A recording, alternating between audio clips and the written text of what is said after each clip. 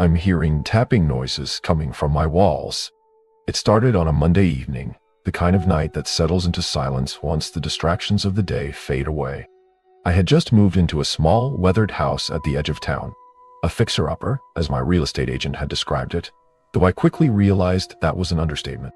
The place was old, with creaky floors and drafty windows, but it had a certain charm I couldn't resist. The first tapping noise came as I was unpacking boxes in the living room. It was faint, barely noticeable at first, like the sound of a pebble hitting glass. Tap, tap. I froze, waiting for it to happen again, but the house was quiet. Probably just the pipe settling, I told myself. Old houses like this always had their quirks. The next night, the tapping came again, louder this time. Tap, tap, tap. It seemed to be coming from the wall behind my couch. I leaned in, pressing my ear to the cold plaster. The tapping stopped. Probably a raccoon or a bird, I muttered, trying to brush off the unease creeping into my chest. But as the nights wore on, the tapping grew more frequent and stranger. It wasn't random like an animal scurrying around. It had a rhythm, almost like someone was knocking in deliberate patterns. Tap, tap, pause. Tap, tap, tap. It felt intentional. I called an exterminator the following day. "Sounds like you've got a pest problem," the man said, his voice scratchy through the phone. He arrived the next morning, a grizzled man in his late 50s with a toolbox full of traps and gadgets. He inspected the house from top to bottom, checking for signs of rodents or birds. After an hour, he came back looking puzzled. "Didn't find anything," he said, scratching his head. "No droppings, no nests, no chew marks. Are you sure you're hearing something?" I nodded, feeling a little embarrassed.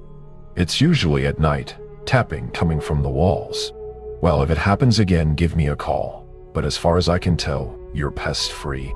That night, the tapping returned with a vengeance. Tap tap, tattles. Pause. Tap tap. I tried to ignore it, pulling the covers over my head and pretending it wasn't happening. But it wouldn't stop. It followed me, moving from room to room as if it knew where I was. Desperate for answers, I grabbed a flashlight and a hammer and started knocking on the walls, listening for hollow spots. If something was living in there, I was going to find it. In the hallway, near the base of the stairs, I found a section of wall that sounded different, hollow and thin. The tapping seemed loudest here. My hands shook as I pried off a panel of wood, revealing a dark, narrow space. What I saw made my blood run cold. Inside the wall was a small cavity, and within it, a bundle of yellowed paper tied with a piece of red string. I pulled it out carefully, my heart pounding. The papers were old, brittle with age. Scrawled across them in jagged handwriting were phrases that made no sense. "It sees me. Don't answer the tapping. I can't get out."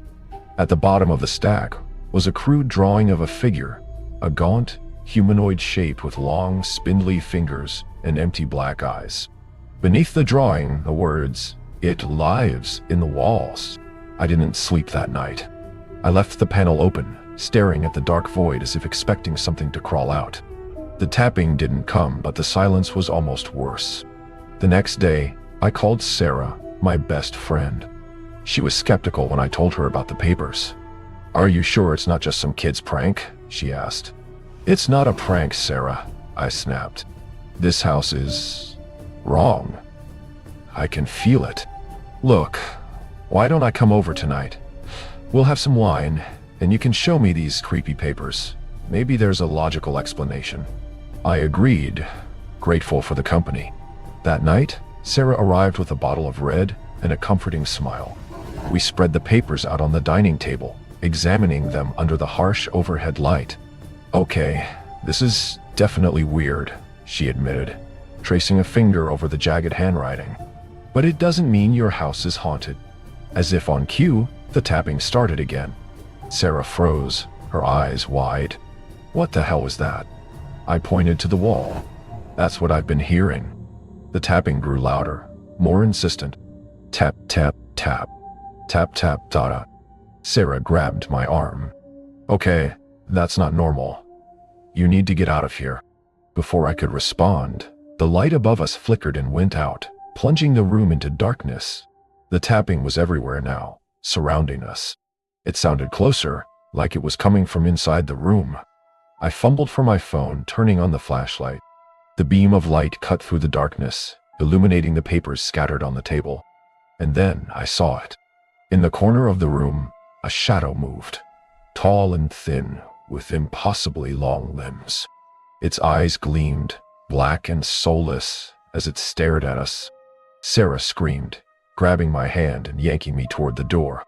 We ran, the tapping following us down the hallway, up the stairs, and into the bedroom where we slammed the door shut. "What is that thing?" Sarah whispered, her voice trembling. "I don't know," I said, barely able to speak. The tapping stopped, replaced by a low, guttural sound, a growl, almost like laughter. We didn't leave the room until morning, when the first rays of sunlight streamed through the window. The house was silent again, the oppressive darkness lifted. But the fear remained. Sarah refused to stay another night, begging me to leave with her. But I couldn't abandon the house, not without answers. I've been here ever since, documenting everything, the tapping, the papers, the shadow in the corner. It's getting bolder now. The tapping no longer waits for nightfall, and I've started hearing whispers, soft, indistinct voices that seem to come from inside the walls. I don't know how much longer I can stay here, but I have to know the truth. Because whatever is in this house, it's not just haunting me. It's waiting.